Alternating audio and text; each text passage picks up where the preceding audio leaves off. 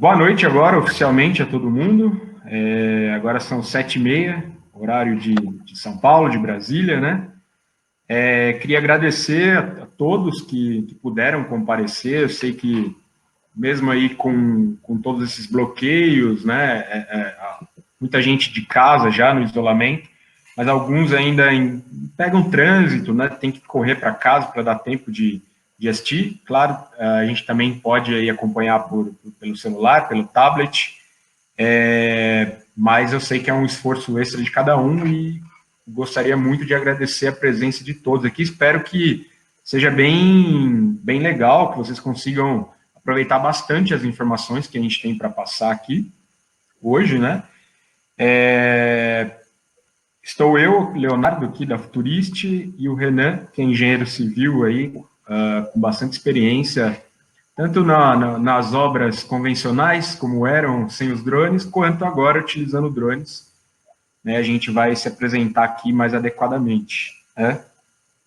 Bom, gente, tudo que a gente passar aqui hoje, né, a gente depois vai gerar um replay também do webinar e vamos enviar por e-mail para todos que participaram a apresentação que a gente vai fazer aqui, tá? Então, não se preocupem, sei que muita gente gostaria até de rever, né, de acompanhar os dados, até de ilustrar alguma oportunidade com clientes, né, ou com a própria parte executiva, diretoria de algumas empresas também, que estão participando. Então, todo mundo vai receber aí tranquilamente, tá, esse arquivo para depois poder até levantar outros questionamentos, etc. A gente tem um chat aqui disponível, quem tiver perguntas durante a apresentação pode ir deixando as perguntas aqui, quando finalizar a gente vai selecionar algumas, infelizmente não vou conseguir responder todas, fiquem à vontade para perguntar. As que eu não conseguir responder, nós vamos tentar responder por e-mail diretamente, tá, para vocês depois do webinar, provavelmente amanhã ou depois de amanhã a gente já consiga ter respondido a todos. E ainda vão ficar os nossos contatos aí ao final, para vocês também comunicarem aqui direto com a Futurist, comigo, e a gente manter aí um relacionamento futuro, ok, gente? Bom, eu vou começar aqui a apresentação. O Renan vai fazer os comentários adequados. Você quer se apresentar, Renan, então, antes de eu começar? Pode ser. Então, antes, viu formado pelo 2009, sempre trabalhei com obra de infraestrutura de transportes, então rodovia, ferrovia, monotrilho. Trabalhei no projeto do Rodoanel Norte, monotrilho da Vila Prudente, e no momento eu estou fiscalizando a concessionária Tamoios, depois que o trecho aqui foi concessionado, né? Então eu presto serviço para a Artesp fiscalizando a concessionária. Perfeito. De janeiro eu estou ajudando o Léo, estou ministrando os cursos de inspeção de obras com drones. Então, como o Léo disse aí, qualquer dúvida, pessoal, vocês fiquem à vontade para perguntar e a gente responde aí no final do webinar. Maravilha. Pessoal, eu vou compartilhar uma apresentação aqui com vocês para a gente iniciar o conteúdo mais legal, né? Vou tirar nossa cara daqui e colocar algumas coisas mais interessantes de se ver. Vamos lá.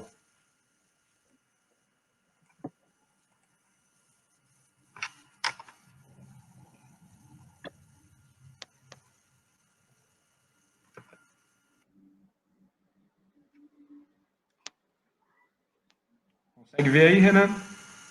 Tá tudo certo, Léo. Estou rodando normal. Bom, gente, então hoje a gente vai falar, né, a gente está lançando uma série de webinars visando como você pode economizar com drones, né? Porque ouve-se muito aí investir em drone, investir em tecnologia nos mais diversos setores, mas como a gente está num momento de contenção aí, né, num momento até de dúvida para todo mundo, né, certamente, claro que algumas áreas aí, como hospitalar, tem crescido justamente pelo problema, mas, em geral, todos ainda um pouco apreensivos em fazer investimentos maiores, em utilizar novas tecnologias, né, sem saber aí o real benefício disso, no final, né. Então, a gente teve a ideia de mostrar, de basear mais na economia que isso gera, tá? Então, levando o drone, sim, como uma ferramenta para otimização de resultados, diminuição de custos. Tá? Então, no episódio de hoje, a gente vai falar sobre obra e construção civil, e em breve a gente vai ter outras novidades aí de outros setores também, a gente poder falar, ok? Bom, então, não sei se todos já conheciam a Futurist, acho que muitos de vocês alguns já eram até nossos clientes, outros descobriram a Futurist aí pelas nossas mídias, né, e pelos nossos canais, sites, etc. A Futurist está no mercado aí desde 2014 já, né, nós passamos por vários períodos da utilização de drones no Brasil, né, desde antes da legislação, até quando o drone ainda era muito questionado se ele não ia cair, né? Eu acho que hoje a gente passou dessa fase e já estamos entrando mais nas aplicações, né? Mais no que ele pode gerar de benefícios, né? A legislação está aí, ela já funciona muito bem, já consegue atender a boa parte das necessidades de quem utiliza drones, de quem necessita de drones, né? E nesse meio tempo para cá, a Futurist conseguiu atingir aí vários objetivos e premiações legais, né, do setor, muitas delas aí dadas pela própria Drone Show, que é um evento bem reconhecido aqui no Brasil, na América Latina. Os drones, eles também atraem muita mídia espontânea, né, muita mídia orgânica, então a gente acabou já participando de eventos, de reality shows, reportagens, revistas, jornais, de tudo, né? Quando você entra nesse mercado, vocês vão ver que chama muita atenção mesmo, e por isso, até pelo serviço que a gente vem realizando, a gente já conseguiu aí muito reconhecimento também, né, de mídias importantes. Bom, agora eu me apresentando especificamente, eu sou o Leonardo, eu sou cofundador da Futurist, né? Então eu atuei aí por muitos anos como analista de sistemas, gestor de projetos, principalmente no setor financeiro, e vim para o mundo dos drones, até por ser uma tecnologia emergente, complementar, e eu acreditar muito no que ela poderia e pode ainda proporcionar para a gente, né? Vim com uma oportunidade, e aqui estamos já praticamente 6 anos depois, né? Em julho a Futurist faz 6 anos, e é muito legal ver como a área se desenvolveu, como as empresas agora têm investido e acreditado na tecnologia para resolver várias questões. Legal, gente. Um estudo da Drone Deploy de 2019, né, um estudo divulgado esse ano, mas de dados de 2019, mostrou que o setor de construção é o que mais cresce no Brasil e no mundo, né? Mesmo a gente tendo um país bem baseado em agricultura, o setor de construção ainda lidera, né, no investimento no mercado de drones. Aí, esses dados são dados globais, tá? Então, 239% de crescimento no último ano da utilização de drones na construção, seguidos aí por mineração, agricultura, topografia, né, e setor imobiliário. Tá? Então, todos esses setores ainda continuam crescendo, até 118% ou menor aí na questão imobiliária, é bastante, né? E a gente acredita que os dados para esse ano, né, se o Covid passar um pouquinho mais rápido, devam ser muito bons também, né? Porque, como eu falei, as empresas agora, né, eu diria que aí há 2 anos, um pouco menos do que isso, descobriram a real necessidade de utilização de drones, e a legislação também ajudou a essa roda girar um pouquinho, tá? Então, o pessoal de construção aí tem usado drones, né, tanto para várias frentes, né, desde a evolução da obra, possíveis problemas, monitoramento de segurança do trabalho, próprio monitoramento de segurança do local da obra, né, eu vou falar um pouquinho sobre cada coisa aqui para vocês. Bom, quando a gente vai iniciar uma obra, a primeira coisa é em relação ao terreno, né? O que a gente tem naquele terreno, o que a gente pode fazer, o que tem em relação a liberações ambientais, né? O que tem de moradia, o que tem de coisas que precisam ser retiradas, né? Ou que precisam ser construídas de uma maneira diferente. E o mapeamento topográfico é uma parte totalmente importante, né, para iniciar uma obra de pequeno ou grande porte, né? Atualmente utilizam-se aí métodos de topografia convencional, usando estações totais, etc. E o drone chegou para ser uma ferramenta para auxiliar aí, né? Não vou dizer que isso é uma substituição, tá aí. Na verdade, os topógrafos agora têm aí uma ferramenta poderosa até para otimizar o tempo de trabalho, diminuir os custos, aí conseguir realizar mais trabalhos ao longo do tempo. Então, isso aí pode ajudar, né? Com a redução de tempo em campo, redução dos custos que são necessários, a produção em grande quantidade de dados, né? Porque quando você demorava, eu vou mostrar no próximo slide, quando você demorava um tempo muito elevado para fazer um mapeamento de uma área, ficava até inviável de você fazer uma comparação, fazer vários desses mapeamentos para depois fazer uma comparação. Então, o drone possibilita que isso seja feito aí, se não diariamente, né, pelo menos semanalmente. Então, você consegue ver uma evolução aí com métrica, com dados, com matemática real, certo? Renan, até aproveitando, você tem uma noção de percentual nas obras que fazem um levantamento inicial, se não 100%, né? Antes de iniciar aí as operações? Olha, assim, eu não sei te dizer uma porcentagem exata, tá? Mas eu sinto um crescimento até da aceitação do drone como uma ferramenta para levantamento e mapeamento topográfico, né? É o que você comentou. Antigamente, você tem que mandar para campo uma equipe com estação total, e aí você tem todo aquele problema de logística, né? Onde o pessoal vai parar o carro, o cara vai ficar andando, no caso de uma rodovia, na lateral da rodovia, se expondo a riscos, né? Ano passado, para vocês terem uma ideia, eu fiz um levantamento, foram 55 quilômetros, eu levantei com o Phantom 4 Pro, de duas rodovias na Bahia, a BR-116 e a BR-324, em uma semana. 50 quilômetros? 55. Nossa, muito bom.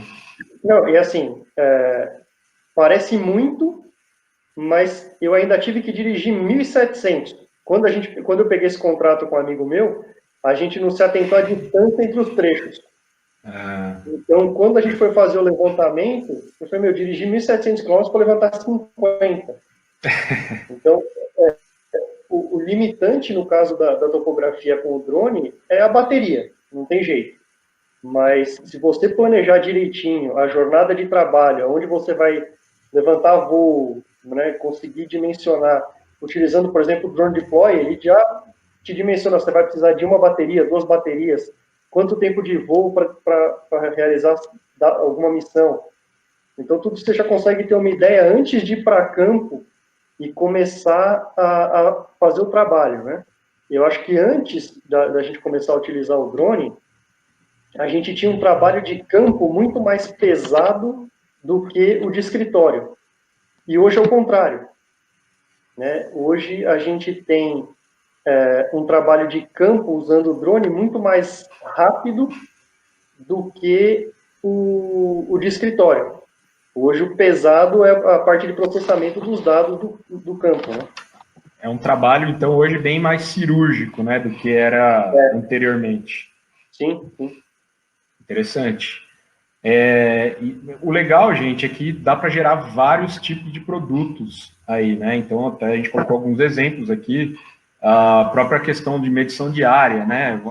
Um exemplo é se você precisa fazer uma desapropriação de uma determinada faixa de servidão ou de uma área onde vai haver uma construção, você consegue medir a área onde vai haver uma desapropriação, contar aí as residências, contar, descobrir se tem uma área de preservação, você consegue medir tudo isso, tá? Gerando esses modelos. Né? Então, dá para medir a área, calcular volume, né? Se tiver que fazer uma extração de terra, de minérios, né? Alguma coisa assim. Gerar mapas cadastrais também, né? Para, como eu falei, né? Contar aí as propriedades. Né, gerar, esse mapa pode ser em 2D ou 3D, dependendo do tipo de voo, do tipo de necessidade também. E aí, né, aqueles modelos digitais que o pessoal de engenharia utiliza bastante, né? Então, um digital de superfície, terreno, de elevação, nuvens de pontos, curvas de nível, tudo isso o drone acabou virando uma ferramenta muito importante, né, e prática para ter isso em mãos em pouco tempo. Okay? E a gente levantou aqui um estudo muito interessante que a própria Drone Deploy fez, comparativo com o mapeamento convencional versus o mapeamento com drone. Tá? Se vocês olharem aí na figura à esquerda, cada pontinho vermelho desse aí, né, é um ponto de captura de dados. Tá? Então, nessa imagem foram captadas aí, para gerar esse mapa, 1.632 imagens, tá? Numa área de 34 hectares e meio. E, comparando a utilização, né, sem o drone, a média era de 20 pontos por hora, né, da coleção aí que o topógrafo conseguia realizar, né, utilizando o GPS. Então, aproximadamente 82 horas para gerar o modelo dessa área de 34 hectares e meio. Tá? Isso com um drone a gente leva em torno de 2 horas apenas para fazer. Então vejam a diferença, né, de tempo. Isso é uma área relativamente pequena ainda, né? Se a gente for pensar o Brasil é um país de dimensões continentais, né, como todos sabem. Então tem coisa muito maior aí, muito mais complicada.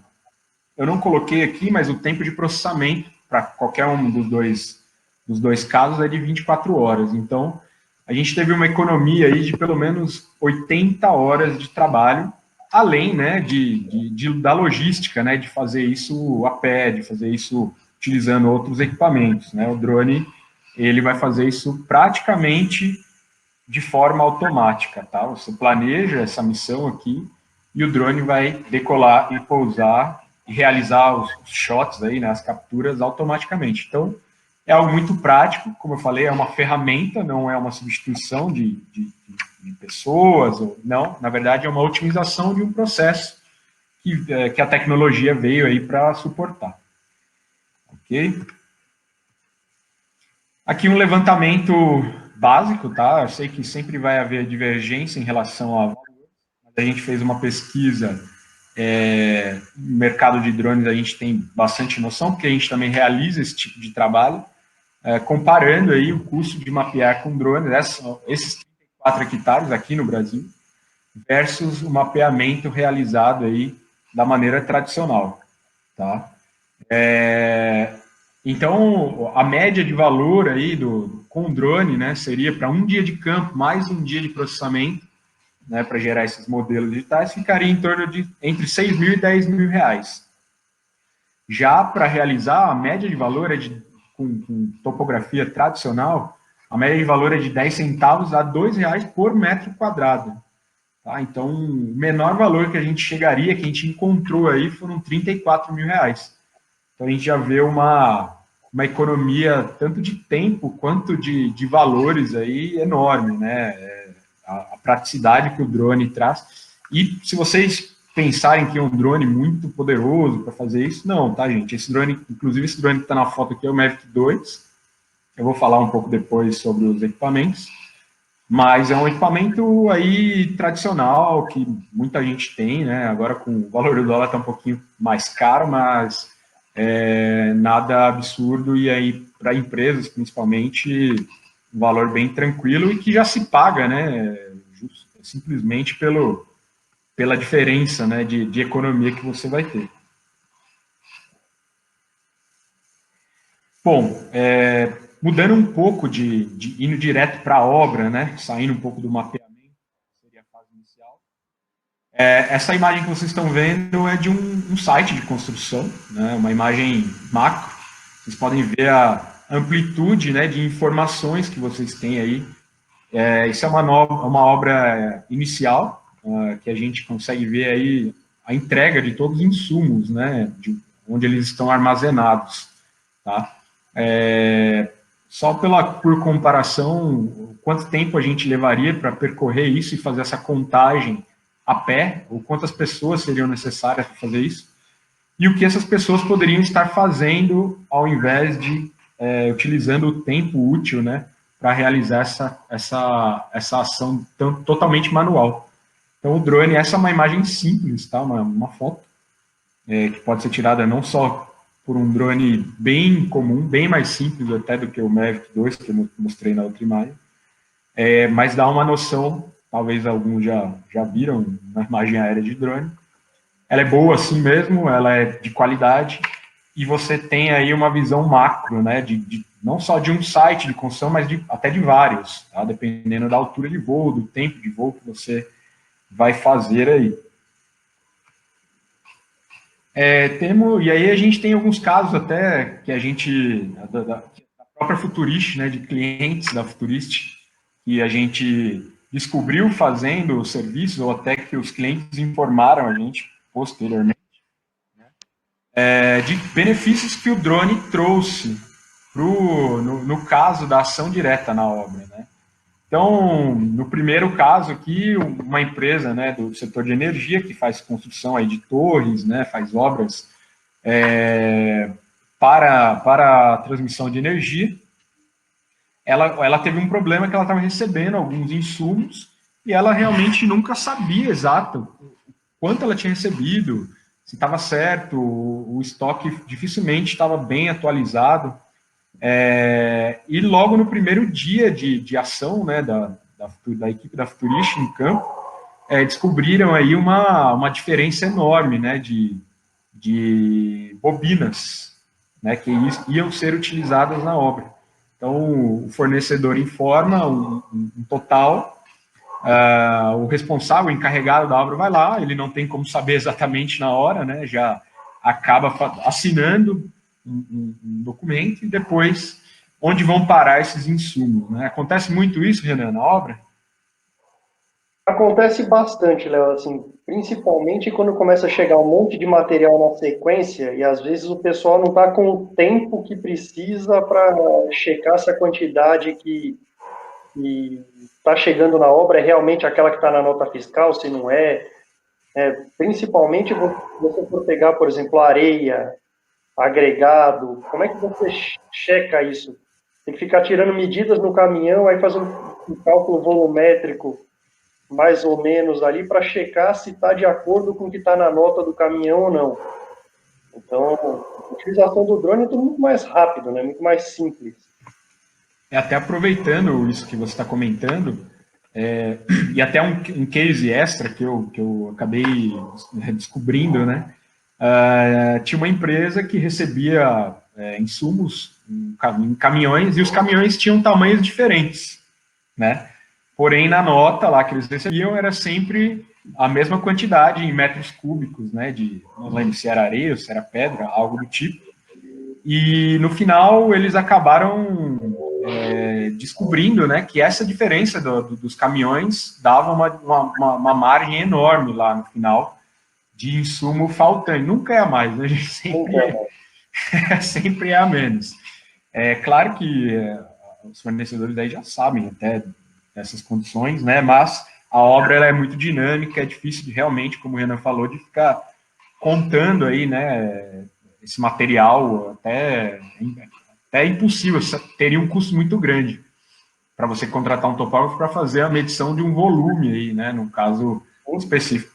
E aqui no segundo case que a gente vai mostrar é basicamente isso também, né? Então você consegue gerar aí com o drone um modelo 3D onde é possível você calcular o volume dessas pilhas aqui, né? Essa aqui poderia ser pedra, areia, algo minério, algo específico, né?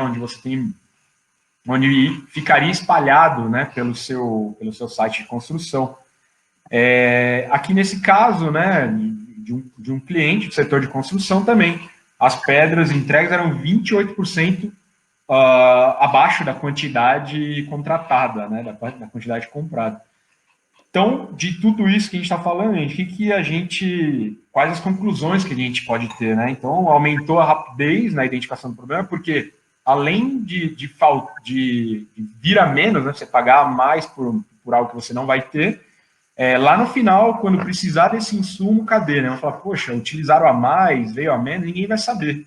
Né? E aí vai precisar fazer a contratação de novo, esperar chegar a entrega novamente, né? E a obra pode ficar parada, inclusive, aí, algum trecho da obra, por conta da falta desses insumos que foram lá calculados logo no projeto, né? Eu acho que, além da rapidez nessa verificação, Léo, a gente tem até a precisão dos dados, né? A precisão dos dados que a gente consegue com o drone, com certeza, é muito maior do que um topógrafo no campo. Então, a gente tem os dois lados. Além da velocidade com que a gente consegue fazer o levantamento, a gente tem a precisão dos dados obtidos. Certamente. A quantidade de pontos que o drone consegue gerar, né, numa nuvem aí é muito maior do que a topografia tradicional. Algumas comparações já foram feitas aí por vários órgãos, universidades, e até por isso o drone é homologado como uma ferramenta oficial para gerar esse tipo de informação. Então, a economia dependendo do insumo, né, no caso das bobinas ali que eu comentei, economia de até milhões, né? E no caso de outros insumos como pedra, areia, etc., de milhares, né? É uma conta que no final lá não iria bater, poderia gerar um prejuízo, inclusive. Bom, outra coisa muito importante, gente, que a gente tem num site, né, de construção é a questão da segurança do trabalho, tá? Então, hoje o Brasil ocupa aí a 4ª posição no ranking de acidente de trabalho. É muita coisa, né, para gente.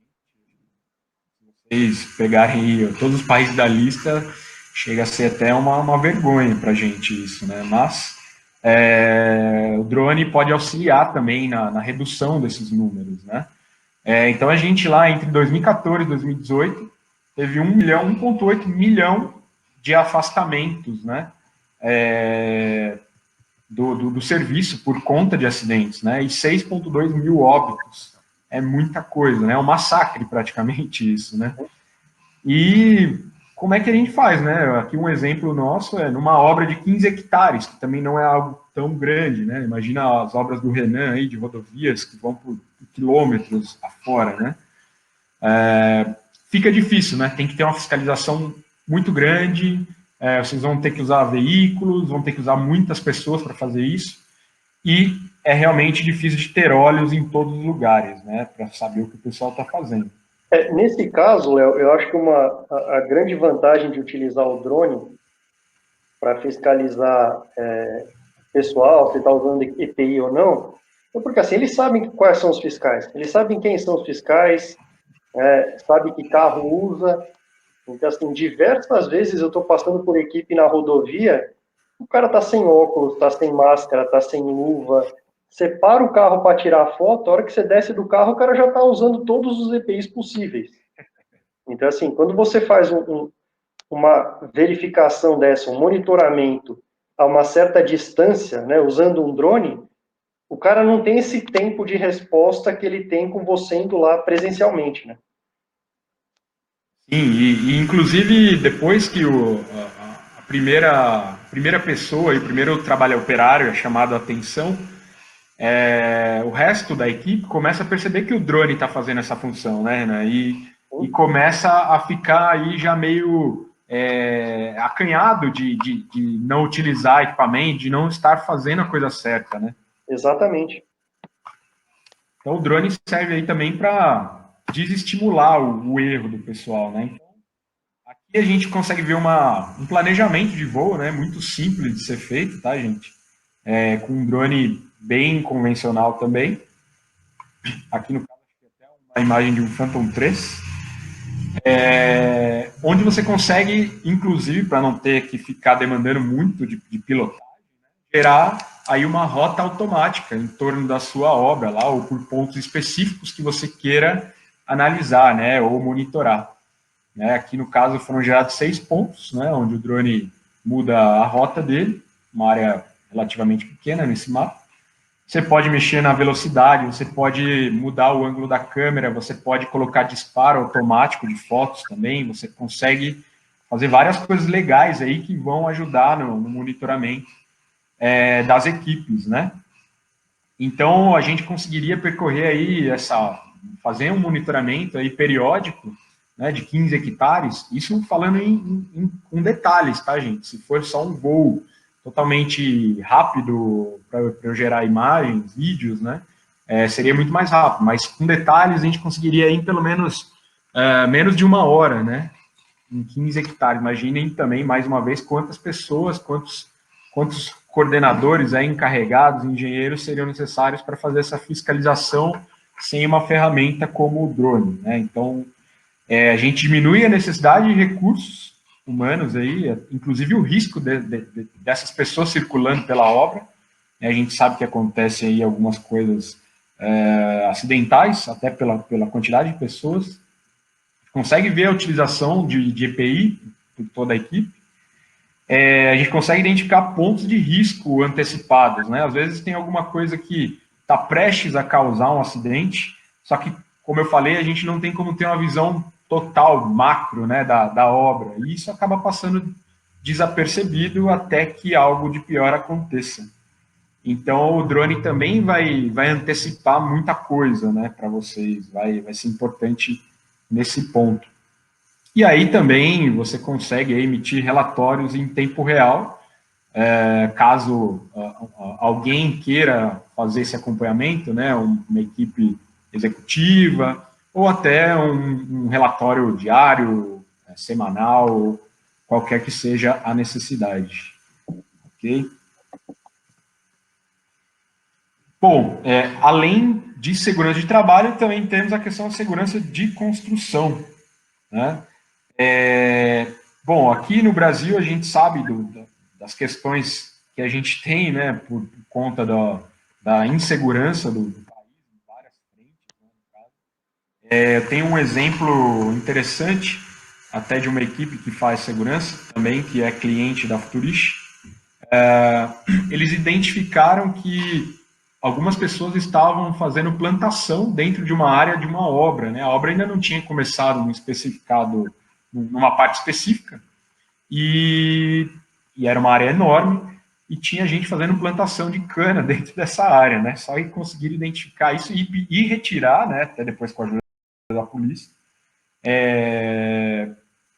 Depois começaram a utilizar o drone, né? Então, às vezes, não só a questão nesse caso bem específico e curioso, de uma plantação, mas poderia ser uma invasão também, né? Se tivessem propriedades ali, quanto tempo demoraria para haver uma remoção dessas pessoas na área de construção?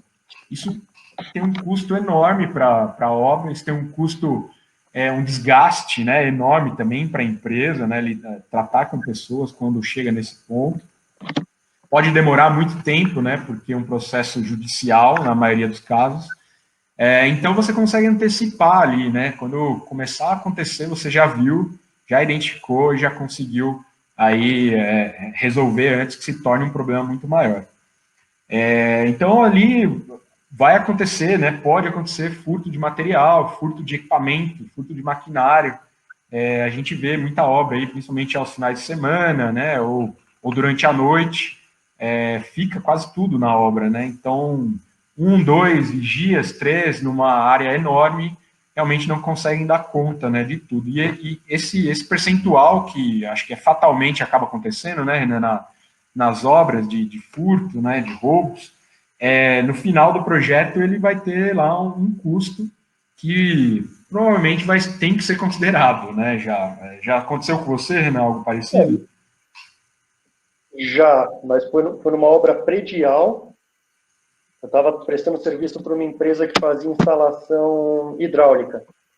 Os caras fizeram um furo atrás do madeirite do nosso barracão para roubar tubo de cobre. Nossa. Eu participei de uma reunião no monotrilho, em que a gente estava com uma bobina de cabo de um kVA. A gente estava do lado dessa bobina, fazendo a reunião, conversando dos pilares, se eu não me engano. E a gente viu que a bobina começou a se mexer. A bobina começou a se mexer. O pessoal foi na outra ponta para verificar, o cara estava puxando o cabeamento de um kVA por baixo dos dutos para roubar. Então, assim, O pessoal, acho que o pessoal acaba usando para. Eu já vi acontecer isso na rua mesmo, né? O pessoal rouba os cabos de distribuição. Eu acredito que seja para vender, para ferro velho, essas coisas, e trocar por algum dinheiro, né? Sim, sim. Pois é, gente. São coisas que parecem de outro mundo, né? Mas são reais. Então, assim como muitas vezes a gente coloca câmera em casa, né? Para desencorajar, né, as ações, né? O cara olha lá, vê que tem uma câmera, um drone voando ali, ele sabe que está tendo monitoramento, que ele está sendo filmado, que ele pode ser preso, né? Então já dificulta um pouco, né, esse tipo de ação. Bom, como eu falei também, questão de invasões, de perímetro. De invasão. Oi, não consegui te ouvir. No caso de invasão de faixa de domínio, Oi, melhorou? Agora melhorou. No caso de invasão de faixa de domínio, eu perdi um caso no Rodoanel Norte.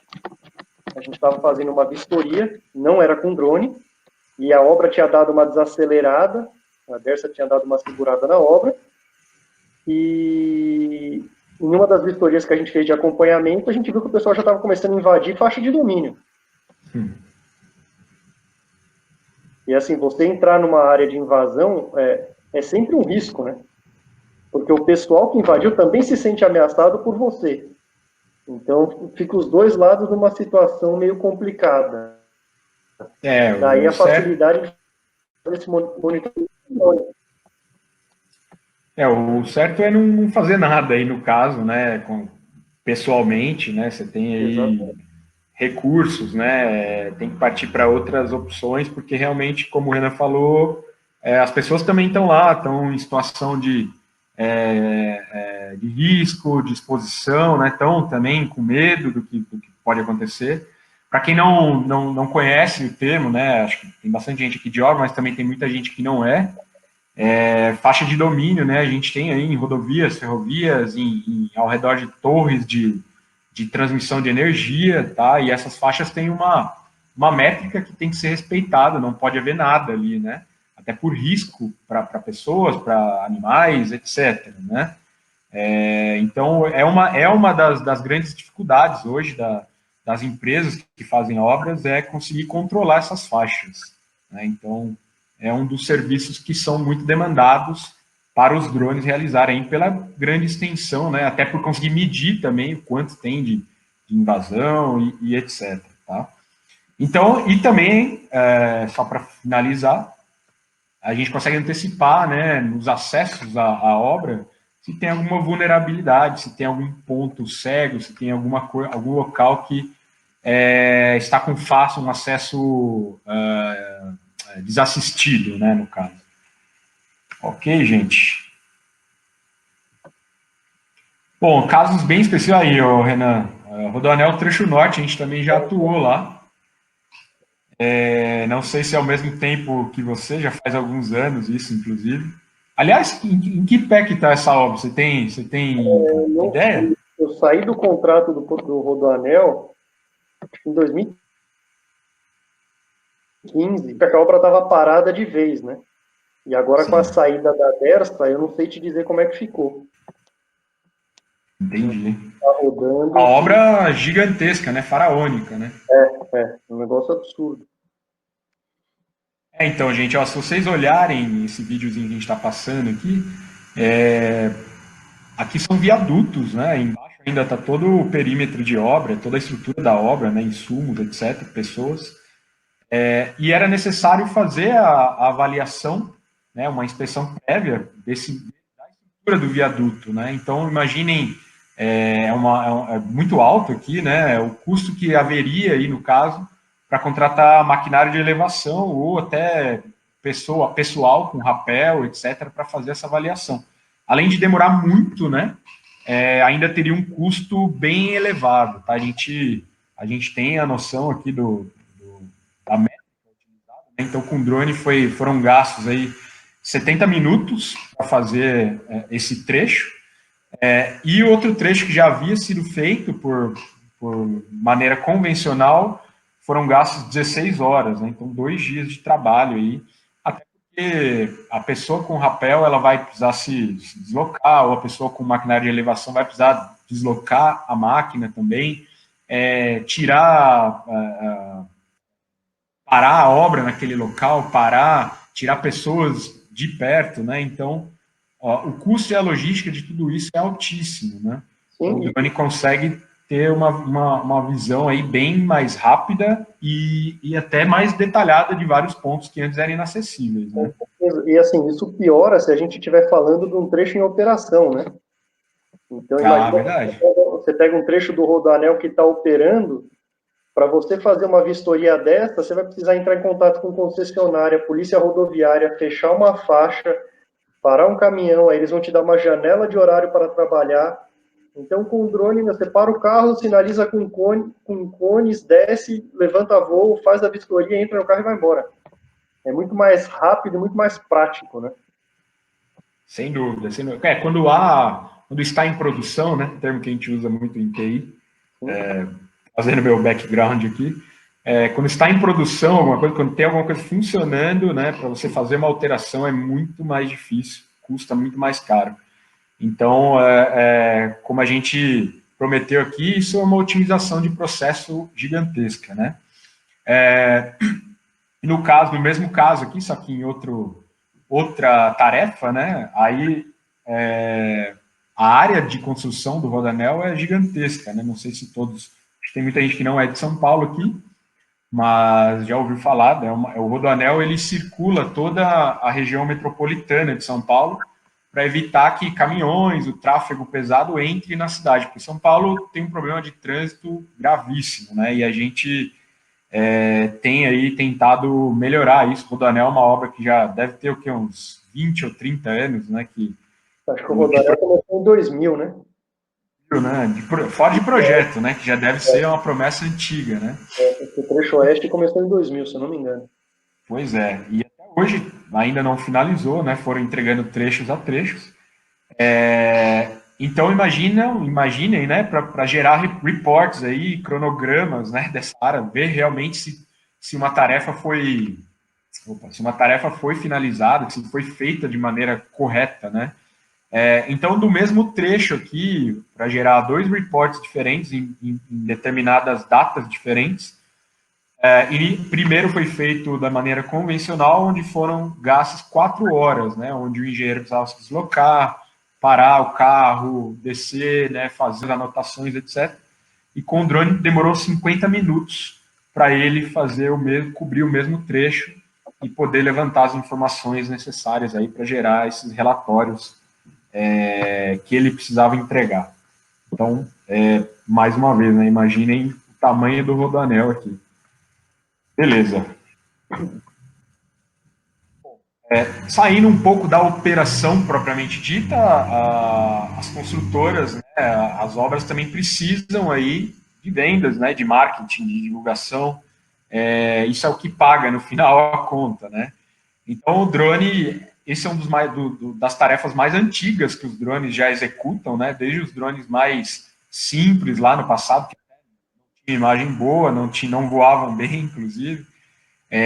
Já faziam esse tipo de trabalho, um dos trabalhos mais convencionais, né? Que é o acompanhamento dessa obra, né? a captação de imagens aí para gerar vídeos de divulgação, vídeos institucionais, né, em canais, em mídia, né, uma visão geral do empreendimento, do andamento da obra, né, não sei se todos aqui ou alguns já compraram apartamento na planta, né, eu já comprei pessoalmente, e você fica mês a mês indo lá no site da construtora ver como é que está a obra, se a obra parou, se a obra não parou, percentual de evolução. E na época que eu comprei apartamento, né, posso até ser uma testemunha, os dados que eram fornecidos eram muito pobres, né? O percentual de execução era muito difícil de ser divulgado, acho que porque tinha um custo alto, inclusive, para eles fazerem isso, né? E eu ficava com o coração na mão, porque a gente sabe de muita obra que para, muita obra que não vai para frente, os clientes acabam tomando prejuízo, né? A própria construtora também. Então dá para fazer várias coisas importantes aqui, além dessa parte de divulgação para os clientes, mas na parte de venda, né, vista por andar, né, bem antecipadamente, até antes de levantar o prédio, você já consegue fazer isso com o drone, auxiliando aí o pessoal de vendas, né, ajudando o cliente a tomar uma decisão de onde ele vai querer morar, o que, que ele vai querer ver, né, divulgar o entorno da obra, né, o que, que tem ali de atrativo, o que parque, supermercados, metrô, etc., né, dependendo da região, da localidade. E também esses vídeos ajudam aí a gerar esses relatórios para investidores, para o corpo executivo, né, das empresas. É algo muito palpável, né, que essas pessoas necessitam e agora elas têm, e aí de maneira diária ou semanal, como quiserem, porque é possível fazer isso diariamente, né? A gente atualmente cobre um projeto de uma empresa aí, um projeto enorme também de construção de torres de uma área de transmissão de energia, que vai do interior de Minas Gerais até o interior de São Paulo, são quase 600 quilômetros, né, de ponta a ponta de obra. E a gente emite relatórios aí semanais, né,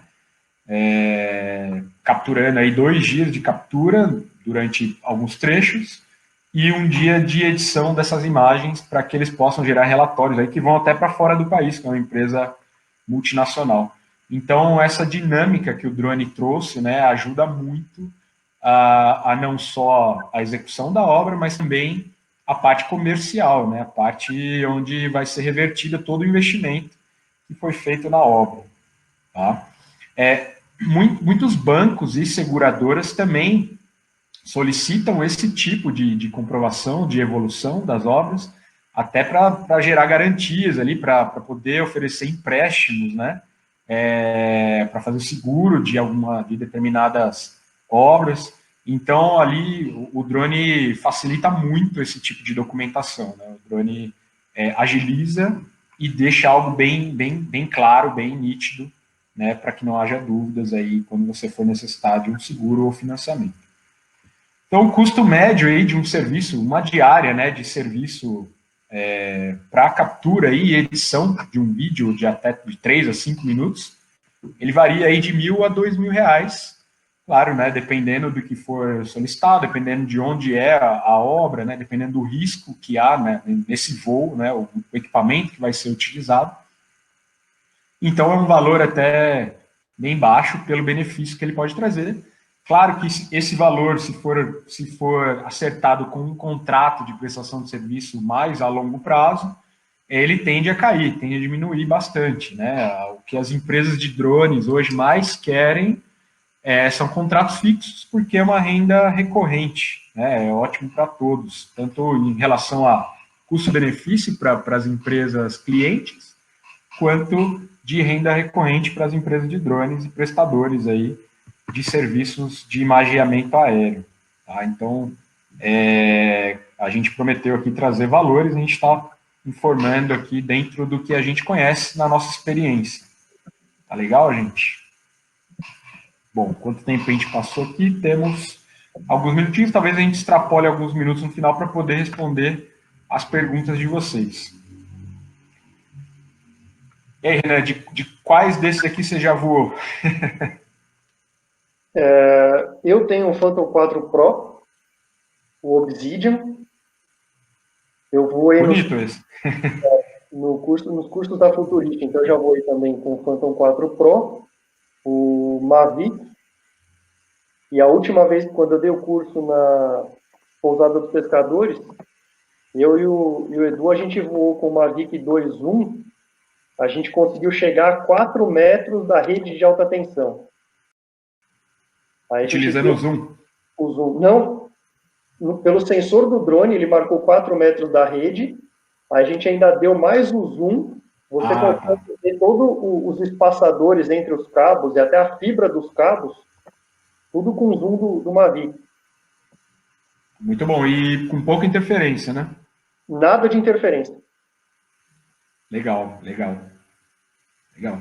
O Mavic Zoom, eu vou falar um pouquinho de cada um aqui, tá, gente? Mas o Mavic Zoom, já antecipando, ele tem essa vantagem aí na questão de inspeção, que você não precisa aproximar tanto o drone, né? Mas você vê que eles conseguiram aí até 4 metros, que é excelente, da estrutura. E você usa o zoom aí de 2x ótico e 3x, se eu não estiver enganado, não, exatamente, digital, né? Digital em relação no vídeo, utilizado no vídeo. Então é uma segurança extra, né? Porque às vezes o pessoal acaba, vou dar um exemplo, fazendo inspeção de fachada de prédios, né, de condomínio, de fábricas, aproximando muito com um equipamento que não tenha zoom. E se você tiver uma rajada de vento ali, por exemplo, ou uma questão de uma interferência de eletromagnética, o drone pode ser arremessado aí contra essa estrutura e aí tem um prejuízo bom aí para o operador, né? Mas o zoom aí permite que você voe com um pouquinho mais de segurança. Aí, bom, entrando aqui no detalhe de cada um desses, esses são os drones mais utilizados, tá? A gente tem vários outros modelos que no Brasil e no mundo. No Brasil, esse aqui eu vou dizer que são 95% do que é utilizado para esse setor, tá? No mundo, principalmente nos Estados Unidos, tem um pouco mais de opção, foge um pouco dos modelos DJI, que a DJI domina mais, o market share deles é maior do que eles têm nos outros países até. E aí a gente tem modelos bem convencionais, para vocês terem uma ideia de valores, né? O Phantom 4 Pro, que tem uma câmera muito boa, principalmente para fazer aqueles mapeamentos, né, que a gente comentou lá no começo, gerar aqueles modelos. A gente já chegou a comercializar ele aqui na Futurist, lá atrás, né, por conta dessa diferença de dólar, de câmbio que a gente está tendo hoje, já chegou a comercializar ele por em torno de R$ 6.500, para vocês verem como a coisa mudou, né? Como o câmbio influencia o mercado, e todos eles são importados, né? Nada é produzido aqui no Brasil, infelizmente, pelo menos por enquanto. E a faixa de valores desses drones são bem equivalentes, né, do modelo Phantom com os modelos Mavic 2. E nesses modelos Mavic 2 a gente tem a opção do zoom, que é esse que o Renan estava comentando, que dá para aproximar bem a imagem. E o Mavic Pro. A diferença entre esses dois é a câmera, basicamente falando, né? A câmera do Mavic 2 Pro, ela é uma câmera de maior definição, com um sensor também maior, o que possibilita uma qualidade excelente também para o mapeamento, tá? Tanto o Mavic 2 Pro quanto o Phantom 4 Pro, eles conseguem ter uma definição de imagem melhor do que o Mavic 2.1, por causa do tamanho do sensor dessas câmeras, tá? Hoje o Mavic 2 Pro, dentro desse segmento mais convencional, popular, é o drone top da DJI, tá? Junto com o Mavic 2.1, para utilidades um pouquinho diferentes. A gente tem um modelo inicial aí, que é o Mavic Air, que inclusive o sucessor dele foi lançado na semana passada, o Mavic Air 2. Ainda não temos disponível no Brasil, mas logo, logo a gente vai ter ele por aqui. Um pouquinho de melhorias, tá? Esses drones aqui voam entre 23 minutos, que é o caso do Mavic Air, até 30 minutos, que é o caso dos outros três aqui, tá? Do Phantom e dos Mavics 2. 30 minutos de voo pode parecer até pouca coisa, tá, gente? Mas quando vocês voarem ou quando vocês verem o quanto de dados que em 30 minutos a gente consegue aí gerar, vocês vão ver que realmente é bastante. E normalmente, terminou a bateria ali, você substitui por outra, né? O pessoal costuma andar aí com um jogo de 3, 4 ou 5 baterias, e já inicia, continua ali a tarefa que você estava fazendo de maneira praticamente automática, né? Muito rápido, para você voltar a voo. E essa quantidade aí de voos, 4 a 5 voos, geralmente é suficiente para gerar todos os dados aí que são necessários para relatórios, para vídeos e etc. Claro que para um monitoramento de segurança, por exemplo, é necessário voos aí durante um período inteiro, né? Então, a cada X tempo você tem que estar voando. Mas, para a maioria das tarefas, de 4 a 5 voos, você consegue cumprir aí com autoridade, tá? Quando eu fiz o levantamento na Bahia, eu fui com 6 baterias do Phantom e eu já deixei esquematizado com a concessionária. Então, eu usava 3 baterias, eu tenho o hubzinho para carregar as 3 de uma vez, eu parava em uma base da concessionária, deixava 3 baterias carregando e saía para voar com as outras 3. Em um dia, a gente chegou a voar, se não me engano, achei 11 baterias. Um trecho enorme, né? Era um trecho, acho que de 28 quilômetros direto. Mas é o que você comentou, a bateria está acabando, o drone já retorna, você só baixa ele, troca a bateria, põe a outra, ele volta para o mesmo ponto que ele estava e continua com a missão que ele já tinha. Sim, isso quem faz é o próprio software, né, de apoio de planejamento de missão. Muito bom, muito bom. Então, gente, isso que o Renan fez aí, 55 quilômetros, com um equipamento, um Phantom, né, Renan? Phantom 4.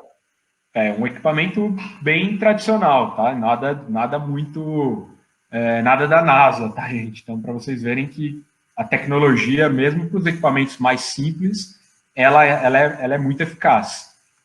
Aqui embaixo eu tenho 2 drones já um pouco mais robustos, né? No caso dos Matrices 200, da série 200 e da série 600.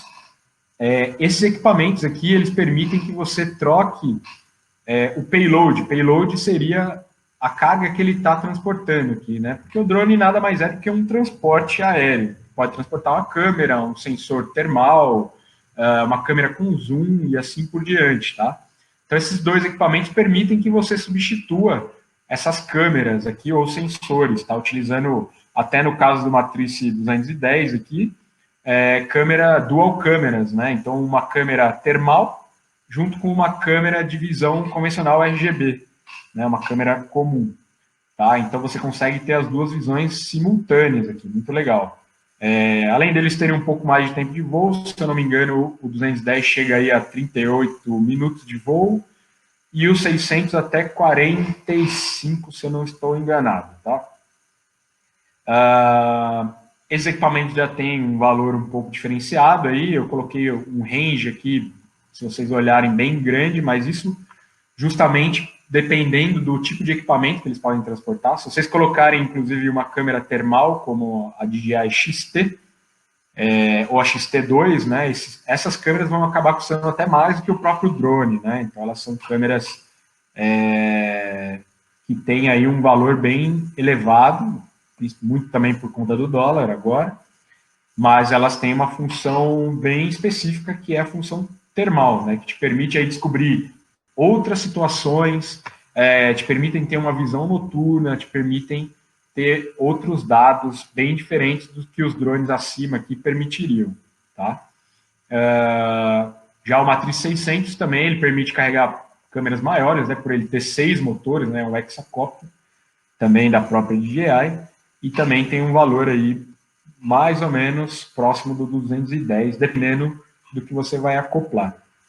Tá, então, quem quiser depois olhar, como eu falei, a gente vai mandar essa apresentação, tá? Os valores seguem aí para vocês terem uma noção, quando precisarem fazer um projeto, quando precisarem estimar alguma coisa, uma contratação, você já tem uma noção de como e quanto custa, né, essas operações, esses drones, e o que dá para fazer com eles, tá? Bom, e falando, gente, finalizando aqui, o que a Futurist oferece, né, em relação a tudo isso que a gente comentou? A gente tenta oferecer aqui tudo que o cliente, na fase de utilização dos drones, tanto como usuário ou como cliente que vai receber os produtos finais, a gente tenta oferecer tudo, né? Então, por isso a gente chama de uma solução 360, tá? Então, a gente oferece desde os serviços, né? Aqui no caso é o nosso operador, o Arthur, que também é instrutor aqui na Futurist, em uma obra, acredito que em Minas Gerais, né? Do mesmo cliente lá de energia. A gente oferece essa parte de acompanhamento, geração de relatório, geração de vídeos para a parte de marketing, depois de mídia. A gente realiza os mapeamentos também, quando necessários, né? Por demanda. Né? A gente também estabelece contratos com as empresas, como eu comentei, que são de melhor benefício para ambos os lados, né? A gente fornece, caso a empresa queira internalizar essa operação também, a gente também apoia, né, com consultoria, né, com fornecimento de equipamentos, com o treinamento da própria equipe. Não, pessoal, é uma coisa que é séria, né? Não tente utilizar um equipamento desse sem um conhecimento prévio. Eu sei que no YouTube ou até nos webinars por aí vocês vão ver bastante informação relevante, mas a prática, né? Como eu sempre comento com o pessoal aqui, a mão suada na hora de executar, né? De voar, ela é bem diferente, tá? O que acontece durante um voo é muito diferente do que você aprende só online, tá? É igual dirigir um carro, né? Você pode até ver como funciona, como toca a marcha, ler o manual, etc. Mas na hora que você vai dirigir, a sensação é totalmente diferente. Então, o valor dos treinamentos, né, comparado aos prejuízos que vocês poderiam ter, é muito baixo, tá? É um percentual ali de 5 a 10%, então vale a pena, né? Até fazer um paralelo, né, Renan, com aquela empresa que comenta dos tubos e conexões, quanto elas valem de economia para a sua empresa, né, relacionada ao prejuízo que você pode ter depois no final da obra, certo? Exatamente. Bom, e a gente, em relação ao fornecimento, a gente trabalha com toda essa linha de DJI, tá, especificamente. A gente auxilia aí os clientes a entenderem qual o melhor equipamento para utilizar nas suas necessidades. Muitos clientes chegam até nós querendo equipamentos que às vezes são bem acima do que eles realmente precisam, né? Talvez por ficar lisonjeado com a oportunidade de voar um equipamento maior, né? Equipamento mais robusto, a apresentação dele, mas esses equipamentos são muito específicos, né? E muitas vezes não vale a pena. Então a gente é muito transparente aí em relação a auxiliar os clientes, né? A gente oferece o que realmente o cliente precisa, claro, se ele realmente fizer questão, né, de ter um equipamento a mais para futuras tarefas aí diferentes, a gente também fornece, né? Mas a gente tem como missão aqui gerar o melhor custo-benefício para todo mundo. E após, né, esse fornecimento, a gente também oferece uma assistência técnica, né? Não, ninguém fica na mão. A gente sabe que muitas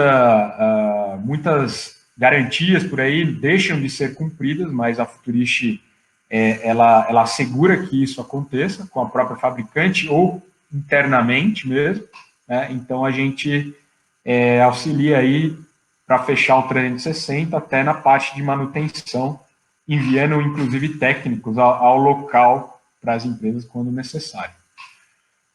Ok, pessoal?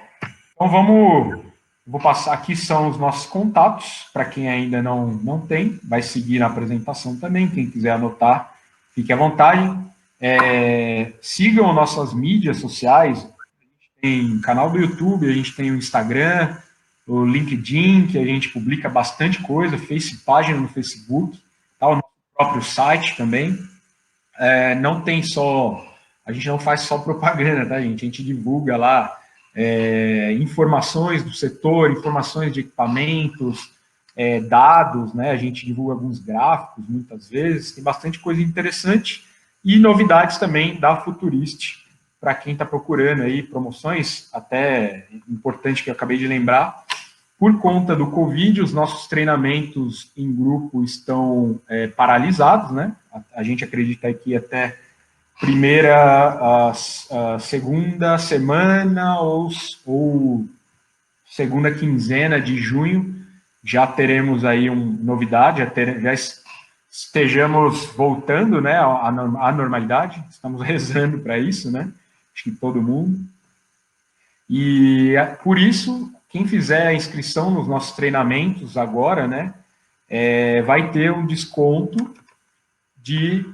Deixa eu interromper aqui o compartilhamento. Vai ter um desconto de 50%, tá, nesses treinamentos presenciais. Quem fizer a inscrição ainda esse mês, tá, gente, para as turmas de junho. Eu acredito, a gente já está com essa promoção há algum tempo, acredito que ainda existem vagas, as nossas turmas não são muito grandes, tá? Então, as vagas sempre são limitadas. Para vocês terem uma ideia, as turmas de pilotagem são de 4 pessoas, tá? Mas, se não tiver para junho, a gente também tem essa promoção para julho já, para quem fizer inscrição ainda esse mês, tá? 50% é um valor bem legal, ok? Então, eu vou dar uma olhadinha aqui nas perguntas. Você parou alguma pergunta? Chegou a dar uma olhada em alguma pergunta, Renan? O pessoal foi fazendo pergunta, eu fui tirando foto, Léo. Perfeito, vamos lá, então. Uma pergunta aqui. Qual a diferença de fazer a topografia com drones e através de imagens de satélite? Eu acho que, basicamente, é a precisão, né? Mesmo porque, no geral, as fotos de satélite que a gente tem acesso, elas são desatualizadas. Às vezes coisa de 1, 2 anos atrás, às vezes 5 anos, 10 anos. E com o drone você tem a foto ali na hora, né? Tá a situação real do local realmente. E a precisão que você tem com o drone, lógico, ele vai variar em função do ponto de controle que você vai ligar em solo. Né? No caso da Bahia, acho que a gente chegou numa precisão de 5 centímetros, se eu não me engano. É a média, né? O Gustavo perguntou... Só fazendo só até complementando isso aí, que o que você falou foi interessante. Satélite também, muitas vezes, eles têm problemas com nebulosidade, né? Então, dependendo, ele pode ter uma imagem além de desatualizada, num momento onde havia ali uma nebulosidade, você não conseguia a definição da imagem, tá? Então, dificulta também o nível de definição, como o Renan comentou, é bem diferente, né? A precisão aí de até 5 centímetros em relação ao solo, é só o drone que consegue mesmo, ou um laser scan que tem um preço bem maior também, né, Renan? Beleza, vamos para a próxima aí. Sim. O Gustavo perguntou aqui se os mapas são feitos por software ou dependem do drone. É tudo feito por software. O drone, ele nada mais é do que um instrumento para coleta de dados e de imagem. Todos os mapas, tudo que você for gerar depois é com software. No caso do mapeamento topográfico, eu usei uma Agisoft para fazer. Metashape também. Essa também é a pergunta do Ricardo, né? Qual o nome e valor do software mais utilizado? Então aí, Ricardo, tem várias opções no mercado, né? Tem Drone Deploy, que você consegue aí contratar por demanda, inclusive, sem ter que comprar uma licença vitalícia. Tem o próprio Agisoft Metashape também, né? Que é um software russo, que talvez acho que é o mais tradicional hoje, né? Eu acho que usa muito. O pessoal usa muito na agricultura ele também. Tem o Pix4D, que é um software suíço também, e é muito utilizado. O Pix4D veio evoluindo muito nos últimos anos, né? Oferece aí uma qualidade muito boa. Todos esses softwares são muito bons, tá, gente? A gente não está falando de nenhum que vai deixar a desejar. A Juliana perguntou aqui quais drones a gente indicaria para uso em topografia. Eu, particularmente, acho que depende muito do trabalho que você vai fazer. Então, eu acho que hoje, tanto o Phantom 4 Pro quanto o Mavic 2, eles atendem. O Mavic 2 tem uma estabilidade muito melhor do que o Mavic 1, né? Mas dependendo da área que você vai levantar, você vai precisar partir para uma asa fixa. Então, acho que depende muito do tipo de trabalho, né? Certamente. Se você vai fazer, por exemplo, uma área menor, a gente até a gente usa um padrão aqui na Futurist, né? Até no máximo 100 hectares, você pode usar um equipamento multirotor, desses convencionais, né, de voo aí entre 30 e 40 minutos. Já a partir ali dos 60 hectares, você já vai ter um pouquinho de sofrimento, o Renan sabe muito bem, né? Mas dá para fazer, tá? Dá para fazer. Quando você vai gerar um modelo de uma estrutura, por exemplo, de um prédio, de uma ponte, os multirotores são os mais indicados, porque é uma área pequena, né? Você consegue ter um nível de detalhe maior, aí voar em menores altitudes, aí você faz um voo ali de 80 a 120 metros de altura, já é suficiente, né, para uma qualidade aí de 3 a 5 centímetros de definição. Desses multirotores, o Phantom 4 Pro e o Mavic 2 Pro, por terem um sensor de 1 polegada, aí, a partir daí, são os mais indicados para você ter um resultado final bacana. Ok? O Ricardo perguntou, para fins de um possível relatório de erro na conferência de material de obra, qual a legalidade da informação, né, que a gente consegue para cobrar o fornecedor. Eu, particularmente, acho assim, qualquer coisa que você vai bater de frente com a informação de um fornecedor, sempre vai dar briga.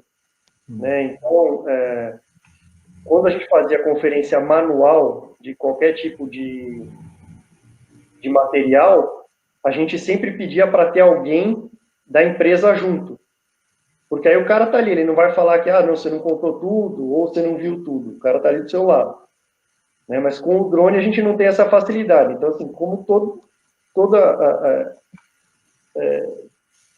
conferência que não chega no acordo, dá margem para briga. Mas eu acho que a gente fazendo o mapeamento corretamente, as informações que a gente conseguir levantar com o drone, no meu entendimento, um embasamento legal para ser usado, digamos assim. E ainda, por exemplo, na questão de um exemplo de areia, pedra, etc., que fica espalhado, né, em pilhas, o drone consegue gerar um dado real, matematicamente comprovado, tá? Então isso é um documento oficial, né? Até inclusive o próprio INCRA, né, para medições de áreas, aprovou o drone como uma ferramenta oficial, porque a acurácia dele já é garantida, né, gente? Já há algum tempo, isso, se eu não me engano, há mais de 2 anos ou 3 anos. E anteriormente você não tinha nada, na verdade, ficava o seu encarregado lá contando manualmente e no final ele ia falar assim, cara, eu contei 10, você falou que tinha 30. Então fica pior ainda, porque é palavra contra palavra. O drone está te mostrando ali uma imagem, um documento ou um modelo, né? Uma medição de volume, no caso, que é um documento oficial. Então, na verdade, você tem até mais ferramentas aí para poder discutir essas quantidades, né? Sim. O Paulo perguntou aqui, como o monitoramento se daria na hora de serviço, de modo que a bateria do drone dure em média uns 20 minutos de voo? Eu acho que é o que a gente comentou, né, Léo? No momento que a bateria acaba, no geral o drone vai voltar para o home point, você troca a bateria dele, ele vai subir voo e continuar a missão do ponto em que ele tinha parado. Então, eu acho que é uma limitação que nós temos hoje com relação aos drones, é realmente o tempo de voo. Mas, no geral, com esses programas que a gente usa para voo, ele retoma a missão normalmente, né? E inclusive o programa consegue estimar o tempo, né, que você vai gastar cobrindo aquela área específica, tá? Então você já sabe a quantidade de baterias que você vai precisar para X hectares de área, né, ou X metros quadrados aí no caso. Sim. Vou ver aqui. Fabrício, existe problema de superaquecimento do drone? Até quantas baterias posso usar para uma missão? Fabrício, é raro, tá? Claro que o drone ele trabalha dentro de uma temperatura tanto mínima quanto máxima, né? O fabricante estima ali para a temperatura mínima 0 grau e acima a temperatura 40 ou 45 graus, se eu não estiver enganado, tá? Nem sempre as temperaturas que a gente já viu o pessoal voando na Islândia, na Rússia, aí, em Nova York, até com temperatura negativa, não quer dizer exatamente que o drone vai parar, tá? O que quer dizer é que o fabricante, a partir dali, se ele detectar que você voou em temperaturas abaixo ou acima e você teve problemas, você vai perder uma garantia, ele vai começar a discutir com você em relação a isso. Tá? Mas não quer dizer que o drone não vá funcionar. Já aconteceu com a gente de voar em locais como no Rio de Janeiro, e onde a temperatura ambiente estava 40 graus, que o drone deu uma mensagem, né, que estava acontecendo um superaquecimento para a gente parar o voo por um tempo. E a gente seguiu, sem problema nenhum, não tivemos nenhum problema, tá? Mas é difícil mesmo, tem que estar uma temperatura ambiente aí digna de deserto. Saara, né? Deserto quente. No caso daquele voo do levantamento que eu fiz na Bahia, foi o que eu comentei, eu cheguei a voar 11 baterias em um dia na Bahia. Então, assim, a gente não está falando de uma temperatura baixa, né? Estamos falando ali na casa dos 30 graus, voando 11 baterias praticamente direto, e o drone não deu nenhuma mensagem de superaquecimento. Sim, depende muito. Eu acho que o que é interessante observar no caso do drone qualquer erro que o equipamento começar a apresentar, ele vai emitir para você um alerta no software de voo. Né? Então, eu já voei aqui na Tamoios, por exemplo, ele deu alerta de interferência de Wi-Fi. Então, eu estava correndo o risco de perder a comunicação controle-drone. Então, acho que depende, depende da situação. Perda de sinal de rádio, acho que é o mais comum, de vídeo também, né? Uma pergunta do Paulo. Com o Mavic Pro, conseguimos iniciar estes serviços, ao menos no modo básico, para depois que o drone começar a se pagar, eu possa fazer um upgrade de equipamento? Sem dúvida, Paulo. O Mavic Pro é bem semelhante, até diria superior ao Mavic Air, que foi um dos equipamentos que a gente colocou aí, tá? Apesar dele ser mais antigo. Ele tem uma câmera razoavelmente boa. Ele já tem um tempo de voo aí melhor, né? 27 minutos, se eu não estiver enganado, versus 23 do Mavic Air. Tem um sinal um sinal de rádio bacana, tá? O que vai te garantir uma segurança básica aí. Então, sem dúvida nenhuma, pode usar o Mavic Pro, que deixa um pouco a desejar, seria para fazer um mapeamento, né? A câmera dele tem um sensor muito pequeno, aí 4 vezes menor do que o do Phantom 4 Pro, do Mavic 2 Pro. Dá para fazer também, não vai ficar tão bom, tá? Mas a gente vê até algumas empresas aí vendendo serviços de mapeamento com o Mavic Air, então são câmeras bem compatíveis, tá? Mas não é o recomendado, tá? Agora, para acompanhamento da obra, geração do vídeo, né? Ele grava em 4K, para você fazer monitoramento de segurança, tranquilamente, tá? Você pode utilizar aí sem problemas. Vamos lá, mais 2 minutinhos para a gente encerrar as perguntas. O pessoal mais, né? De especificação de computador para fazer processamento de dados e de celular ou tablet. É assim, meu celular é um iPhone, então às vezes que eu operei o drone, ou eu estava com iPhone, ou eu estava com um iPad. Eu sempre usei Apple para operar o drone.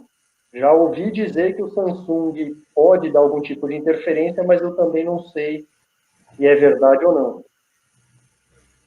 Bom, com a nossa experiência aqui, que a gente, assim como o Renan, a gente sempre utilizou maior parte do tempo iPad Air 2, que já não fabrica mais, e o iPad Pro, que ainda é atual. Os dois até hoje funcionam, os dois são antigos já, os dois até hoje funcionam muito bem.